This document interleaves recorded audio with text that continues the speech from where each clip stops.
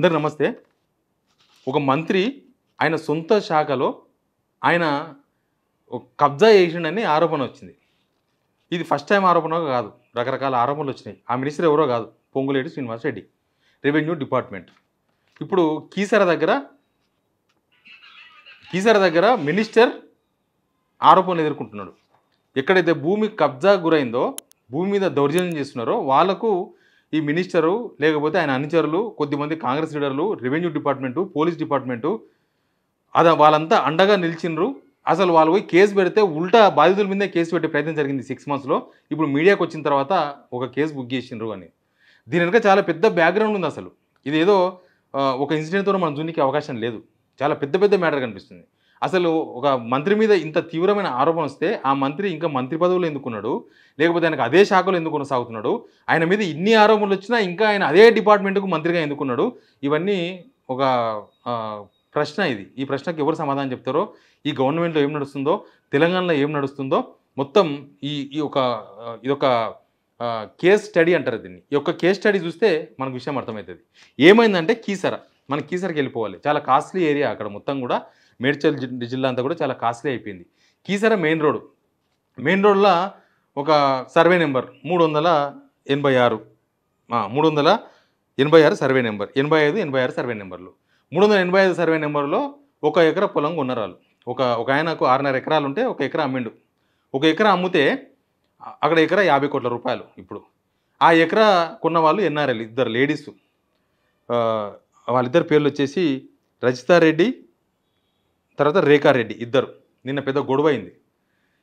అక్కడ జరిగిన విషయం ఏమైందంటే, వీళ్ళు కొన్నారు కదా, వీళ్ళు నాన్న కొని వీళ్ళకి ఇచ్చిండు పొలం. అయితే పక్కన ఒక 2.5 ఎకరాల పొలం కూడా ఈయనదే. వీళ్ళకి ఎవరు తమ్మిండ్రో ఆయనదే, గౌడ్. ఆయన పేరు నరేష్ గౌడ్. ఆయన పేరు నరేష్ గౌడ్. అయితే దానిలో ఒక ఆయన ఫేక్ డాక్యుమెంట్లు సృష్టించి ఆ 2.5 ఎకరాలు దానిలో ఆల్రెడీ వెంచర్ అయిపోయింది, ప్లాట్లు రకరకాలలో ఉన్నారు, అదంతా కేసు. అదొకటి. ఒక డూప్లికేట్ పేపర్లు సృష్టించిండు. ఎవరు డూప్లికేట్ పేపర్లు సృష్టించిన మనిషి? సుబ్బారెడ్డి అని ఒక మనిషి.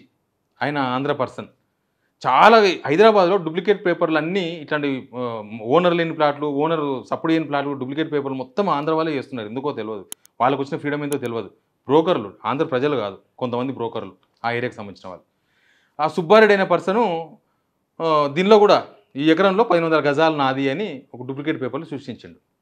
వాళ్ళు 99లో కొని 2016లో దాన్ని నాలా కన్వర్షన్ పెట్టుకున్నారు. సర్వే చేయించేసి మొత్తం ఫెన్సింగ్ పెట్టుకొని సర్వే చేయించుకొని పెట్టుకుంటే ఇప్పుడు ఏమంటారు వీళ్ళు, 6 months నుంచి కొట్లాడుతున్నారు. పోలీస్ డిపార్ట్మెంట్ కంప్లైంట్ చేస్తే నో కేస్.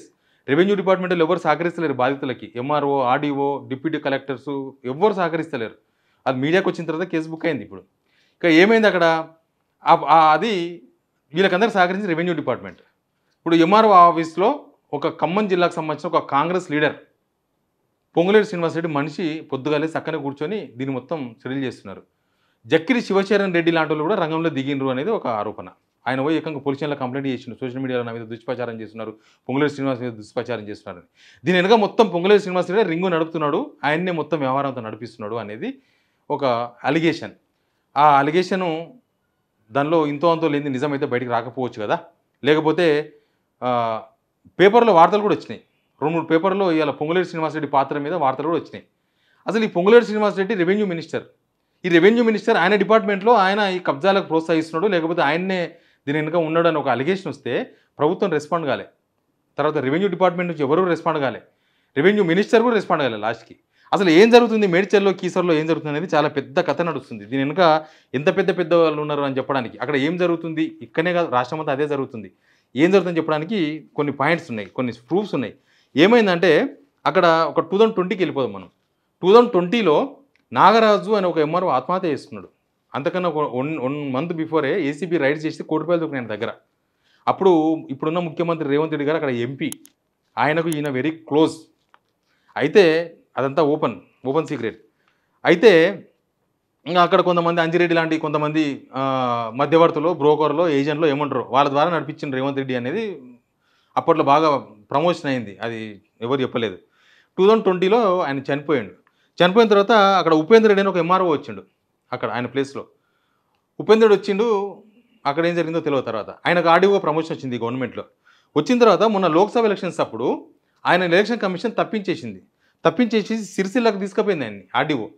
తీసుకుపోతే ఎలక్షన్ అయిపోగానే ఈ ప్రభుత్వం మళ్ళీ తీసుకొచ్చి సేమ్ ప్లేస్లో ఇచ్చింది. మళ్ళీ ఆర్డీఓ అయింది సేమ్ ప్లేస్లో. తర్వాత ఇంకో అతను ఉన్నాడు, అతను additional deputy collector ADC Vijayender Reddy అంతకుముందు గవర్నమెంట్లో అప్పుడు ఎంఆర్ఓ ఉండే, తర్వాత ఏడీసీ అయిండు. ఆయనకు రాత్రి ఈ గవర్నమెంటే ప్రమోషన్ కాదు ట్రాన్స్ఫర్ కొట్టింది మెదక్కు. కొట్టి మళ్ళీ పొద్దుగాల ఆఫీస్ తెరవగానే క్యాన్సిల్ అయిపోయింది ట్రాన్స్ఫర్. ఎందుకు ట్రాన్స్ఫర్ ఆర్డర్ వచ్చింది, ఎందుకు క్యాన్సిల్ అయింది అనేది ఒక పెద్ద క్వశ్చన్. తర్వాత ఏసీపీ వెంకటరెడ్డి మహేశ్వరం కాన్స్టిట్యున్సీకి మహేశ్వరం ఏసీపీకి వచ్చిండు 6 మంత్స్లో మళ్ళీ సేమ్ ప్లేస్ పోయిండు. అక్కడి నుంచే వచ్చిండు, మళ్ళీ ఆడికే పోయిండు. ఇది అనుమానాలకు తావిస్తుందా అయ్యారా? ప్లస్ అక్కడ ఏం జరిగినా కూడా మేడ్చల్ జిల్లాలో ఏం జరిగినా మొత్తం సీఎం పేరు చెప్తున్నారట. మొత్తం సీఎం హవా నడుస్తుందంట అక్కడ. మొత్తం అక్కడ ఉన్న వాళ్ళు చెప్తున్నారు, ఇక్కడ ఏం జరిగినా సీఎం పేరు చెప్తున్నారు. రెవెన్యూ డిపార్ట్మెంట్ సీఎం పేరే చెప్తుంది, పోలీస్ డిపార్ట్మెంట్ సీఎం పేరే చెప్తుంది. సామాన్య జనాలకు వాళ్ళ కష్టాల గురించి ఎంఆర్ఓ ఆఫీస్కి పోతే కూడా సీఎం ఆఫీస్ నుంచి మాకు రావాలంటున్నారంట. మరి సీఎం తెలంగాణ రాష్ట్రానికి కానీ మేడ్చల్ కాదు కదా. అసలు అక్కడ ఏం నడుస్తుంది అంటే ఇక మొత్తం ఎంఆర్ఓ ఆఫీసులు పోలీస్ స్టేషన్లు మొత్తం సీఎం ఆఫీస్ నుంచి మాకు ఫోన్ రావాలి, మేము చెప్తాం సీఎం ఆఫీస్ నుంచి రావాలి. ఇక్కడ ఈ పర్టికులర్ కేసులో ఈ కేస్ స్టడీలో బాధితుల మీదే కేసు ఫైల్ చేసే ప్రయత్నం చేసిండ్రంటే దాన్ని ఏమర్థం చేసుకోవాలి? అక్కడ ఒక స్పాట్లో నేను ఒక పెద్ద గొడవ జరిగింది, ఒకసారి చూడండి ఆ వీడియో. ఏ అధికారంతో ధ్వంసం చేసేరు, దీని వెనకాల ఎవరున్నారు, అసలు వారి ధైర్యమా, అసలు ఏంటిది, అంతమంది గ్యాంగ్ తోటి రావడం ఏంటి? అసలు మేము గవర్నమెంట్ని ప్రశ్నించేది ఏంటంటే మాకు ఇచ్చిండ్రు వాళ్ళకి ఇచ్చిండ్రు, అసలు బౌండరీస్ ఏంటి, హద్దురాలు ఉంటాయి కదా, టీపెన్లు ఉంటాయి, మేము ఎవరిని నమ్మాలి, ఎలా నమ్మాలి? మేము మమ్మల్ని భయభ్రాంతులు చేసి ఆడపిల్లలను చూడకుండా కూడా మమ్మల్ని. ఇక ఇదొక్కటే కాదు, పొంగులేటి శ్రీనివాస్ రెడ్డి విషయంలో చాలా ఆరోపణలు. అసలు ఇక్కడ నడుస్తున్న పొంగులేటి శ్రీనివాస్ రెడ్డి రెవెన్యూ మినిస్టర్, ఇక్కడ గవర్నమెంట్ ఉద్యోగులకు సంబంధించిన జాగా మనకు నార్సింగి అవతలనుకుంటా సంథింగ్, భాగ్యనగర్ టీఎన్జిఓస్ వాళ్ళు 90 రోజులు ధర్నా చేసిండ్రు. వాళ్ళకు వైఎస్ రాజశేఖర్ చనిపోయే ముందర జాగా ఇచ్చిండు, అదేదో కోర్టులో నడుస్తుంది, గవర్నమెంట్ తీసుకునేది ఇచ్చింది అని. దానిలో 22 ఎకరాల భూమి, దాదాపు 2000 కోట్ల విలువైన భూమి. ఆ భూమి మొత్తం రాత్రి ప్రైవేట్ వాళ్ళు పోయి మొత్తం చుట్టూ రేకులు పెట్టేసి లోపల బుల్డోజర్స్ దింపి మొత్తం చెట్లు అన్నీ కొట్టేసి లోపల కంటైనర్లు పెట్టుకుని 10 మంది రౌడీలను దింపేసి అక్కడికి ఎవరు రానియకుండా హడావిడి చేసిండ్రు. దాని గురించి ఆ ఉద్యోగులు పొంగులేటి శ్రీనివాస దగ్గర పోయినారు. సార్ మీరు రెవెన్యూ మినిస్టర్ కదా, ఇది గవర్నమెంట్కి రావాలా లేకపోతే మాకు రావాలా, కానీ ఎవరో వచ్చిర్రు అని అంటే పొంగులేటి శ్రీనివాస దీనిలో పెద్ద ఉన్నా నాకు సంబంధం లేదన్నాడు. కలెక్టర్ దగ్గర పోతే నాకు సంబంధం లేదు, మీరు ఏమైనా ఉంటే పొంగులేటి శ్రీనివాస దగ్గర పోమన్నారు. ఎంఆర్ఓ ఆర్డీఓ దగ్గర పోతే మాకేం సంబంధం లేదు, మీరు ఏమంటే కలెక్టర్ దగ్గర పోమన్నారు. ఇక ఎవరు చేసినట్టు దాని లాస్ట్కి వాళ్ళు కోర్టుకు పోయి స్టే తెచ్చుకున్నారు. ఇక ఇప్పుడు మొన్న కొలగొట్టారు కదా, పేదల ప్రభుత్వ భూమిలో పేదలు ఇల్లు కట్టుకున్నారు, బ్రోకర్లు అమ్ముకున్నారు, పొలిటీషియన్స్ ఉన్నారని నిన్న రంగనాథ్ గారు చెప్తున్నారు, హైడ్రా రంగనాథ్ గారు. ఆ భూమిలో 12 ఎకరాల భూమి షేలింగంపల్లిలో బీఆర్ఎస్ నుంచి గెలిచి కాంగ్రెస్లోకి చేరిన గాంధీ ఆయన పేరు, ఆ గాంధీ కుటుంబ సభ్యుల పేరు రిజిస్ట్రేషన్ అయింది గవర్నమెంట్ వచ్చిన తర్వాత. నిన్న కులగొట్టిన దానిలో ఈ ఇల్లు కులగొట్టింది తప్ప ఆ పెద్ద బిల్డింగ్ అట్లే వదిలేసిండ్రు. ఎన్నంతస్తు ఉందో ఆ పెద్ద బిల్డింగ్, ఆ పక్కన ఉత్తర రేకులు కడతారు కదా, అవతలకు పోకుండా ఆ రేకులు మాత్రమే పడగొట్టేసిండ్రు. మొత్తం బిల్డింగ్ అంతా అట్లే ఉంది. అక్కడ కూడా వాళ్ళ కుటుంబ సభ్యుల పేరు గెటర్ ట్రాన్స్ఫర్ అయింది, అది గవర్నమెంట్ జాగా అయితే వీళ్ళు చెప్తున్నట్లు లెక్క. ఇదొక అలిగేషన్. ఇక త్రిపులార బాధితులు కూడా పొంగులేటి శ్రీనివాస పేరు చెప్తున్నారు. త్రిపులార బాధితులు చౌటుప్పల్కి సంబంధించిన వాళ్ళు ఆయన 150 ఎకరాల భూమి కొన్నాడంట, ఆయన భూమిలోకి పోకుండా మొత్తం రింగు తిప్పిండ్రు అని ప్రధానమైన ఆరోపణ వాళ్ళు చేస్తున్న ఆరోపణ.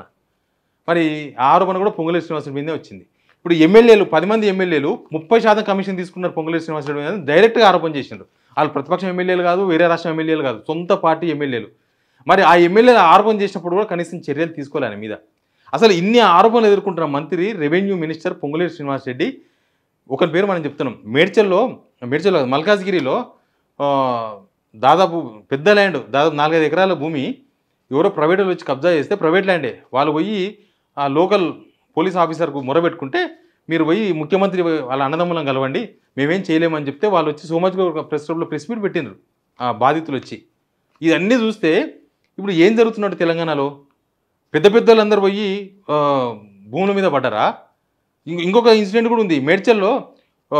ఇక్కడ లోకల్కి సంబంధించిన ఒక ఎంపీ వాళ్ళ వియ్యంకుడు 20 ఎకరాల భూమిని రాత్రి కబ్జా చేసేసిండ్రు. ఆయన ఎంపీకి ఫోన్ చేసి చెప్పిండు, మా భూమి కబ్జా చేసారు, ఎవరో రౌడీలు దిగినారు, మనం రాణిస్తలేరంటే ఎవరు ఏం కథ అంటే బ్రదర్స్ పేరు చెప్పిరట. ఈయన ఢిల్లీలో ఉన్నాడు, ఆ ఎంపీ లోక్సభ నడుస్తుంది, వాళ్ళు ముఖ్యమంత్రి ప్రయత్నం చేస్తే అందులో రాలేదు. తర్వాత ఏం సెటిల్మెంట్ అయిందో మనకు తెలియదు. ఇదంతా మేడ్చల్లో జరిగింది. ఇట్లా మొత్తం ఎక్కడిదక్కడ ప్రైవేట్ భూములు ఖాళీ జాగాలు. ఇప్పుడు రామోజీ ఫిలిమ్స్ దగ్గర అసైన్ భూమిలో పెద్ద వెంచర్ వేసినట్ట, దాని వెనుక ఎవరు ఉన్నారో ఇంకా. ఇట్లా మొత్తం ప్రభుత్వ భూములు ప్రభుత్వ జాగాల మీద గద్దలు వాళ్తున్నాయి వెరీ క్లియర్. వీళ్ళు ధరణి తీసుకొచ్చి మేము బంగాళాఖాతంలో వేస్తాం, ఇంకా మేము భూభారత్ తీసుకొచ్చినాం, అసలు కబ్జాలే ఉండమని చెప్పిర్రు. తీరా చూస్తే వీళ్ళే కబ్జాల ఆరోపణలు ఎదుర్కొంటున్నారు, వీళ్ళ మీదే కబ్జాల ఆరోపణలు. సొంత శాఖ ఆయన రెవెన్యూ శాఖ మంత్రిగా ఉన్నాడు, రెవెన్యూ శాఖ మంత్రిగానే ఆయన మీద ఇన్ని ఆరోపణలు వస్తే ఆయన ఇంకా మంత్రిగా ఎందుకు కొనసాగుతున్నారు? అసలు తెలంగాణలో ఏం జరుగుతుంది? ఆయన డిపార్ట్మెంట్ కూడా చేంజ్ చేసే పరిస్థితులు ఈ ప్రభుత్వం ఎందుకు లేదు? Please comment, please share.